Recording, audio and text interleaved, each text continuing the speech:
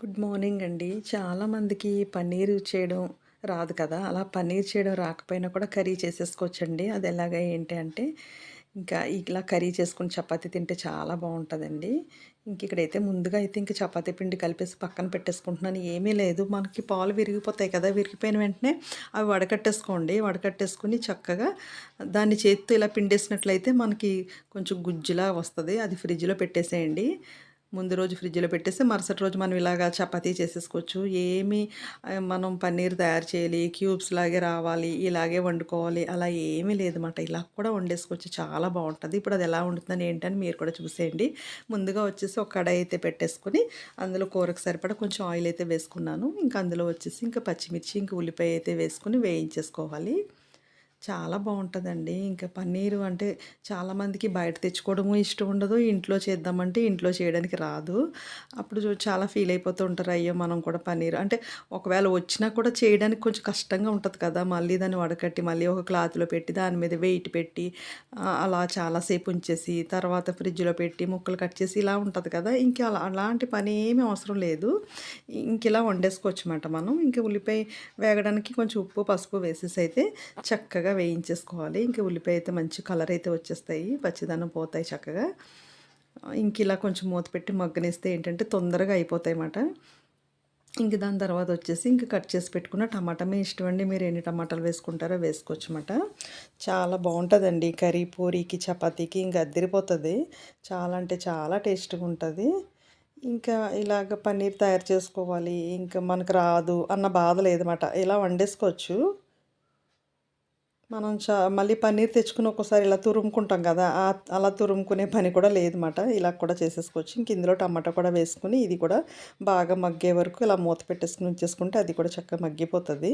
ఇంకా అందులో వచ్చేసి కొంచెం అల్లం వెల్లుల్లి పేస్ట్ వేసుకోండి. ఇంక ఇది నేను మార్నింగ్ టిఫిన్ కింద చేస్తున్నాను గనక కొంచెం అయితే వేశాను.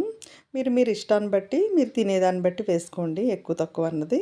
అది కూడా పచ్చిదనం పోయేంత వరకు చక్కగా వేయించేసుకోవాలి. ఇక్కడ వచ్చేసి ఇంకా బఠానీ అయితే వేసుకుంటున్నాను. ఇలా బఠానీ మీరు కాయగూరలు ఏమైనా వేసుకోవచ్చు. నేనైతే ఈరోజు బఠానీ వేసి అయితే వండుతున్నాననమాట. నేను పన్నీర్ ఒకసారి అంటే మీకు చూపించడం కోసం చాలాసార్లు నేను వీడియో కూడా చేశాను. పన్నీర్ ఎలా తయారు చేస్తాను ఏంటన్నది. ఇంకా అలా కాదు, మాకు రావట్లేదు, మాకు రాదు అన్న వాళ్ళు ఇలా చేసేసుకోండి. కర్రీ వచ్చేసి ఇందులో వచ్చేసి కొంచెం జీలకర్ర, ధనియాల పొడి, గరం మసాలా కొంచెం కొంచెం వేసుకున్నాను. మార్నింగ్ టిఫిన్ కింద కనుక కొంచెం కొంచెం వేసుకున్నాను అనమాట. అది కూడా మీ ఇష్టాన్ని బట్టి వేసుకోండి. ఇప్పుడు ఇది ఇలా పిండి పక్కన పెట్టేసుకున్నాను కదా ఫ్రిడ్జ్‌లోని, ఇంకా అలా టైట్‌గా అయిపోతుందన్నమాట. ఏం అవసరం లేదు. మనం అలా కొంచెం చేత్తో కొంచెం అలా చిన్న చిన్న ముక్కల కింద చేసేసుకొని అయితే వేసేసుకోవచ్చు. చాలా బావుంటది. చెప్పాలంటే క్యూబ్స్ కింద కట్ చేసుకున్న దానికంటే ఇదే చాలా బావుంటది.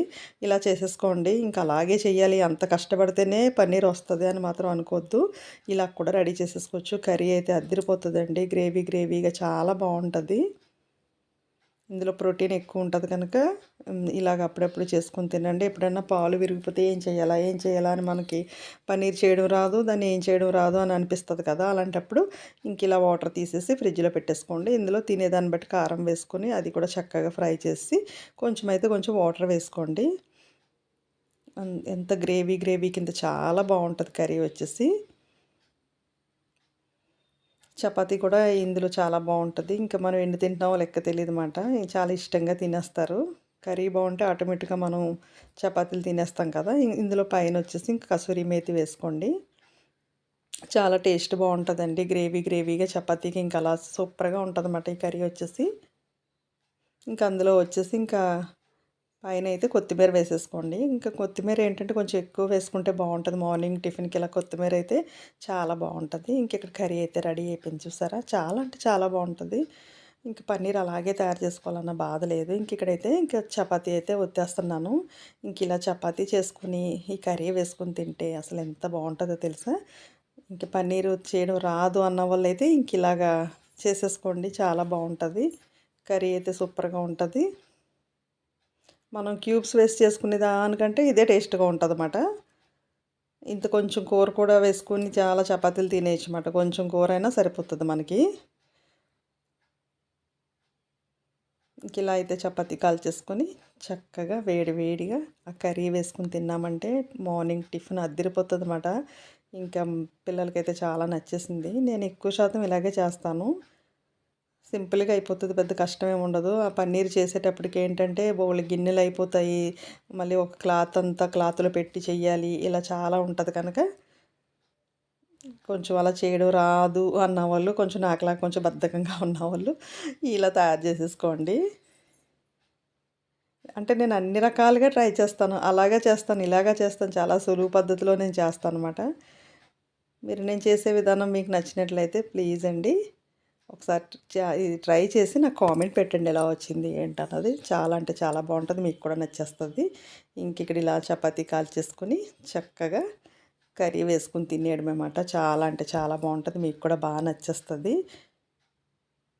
ఇలా అందరికీ చపాతీ కాల్చేసైతే ఇంకా వేసైతే ఇచ్చేసాను. చూసారా ఎంత గ్రేవీగా ఎంత బావుందో కర్రీ వచ్చేసి. ఇంకా అందులో బఠానీ వేసాము. ఇంకా కొత్తిమీర కొంచెం ఎక్కువ వేసాం కదా! చాలా అంటే చాలా రుచిగా ఉంది. ఇంకెన్ని చపాతీలు తింటామో మనకే తెలీదనమాట. చాలా బావుంటది. ట్రై చేయండి.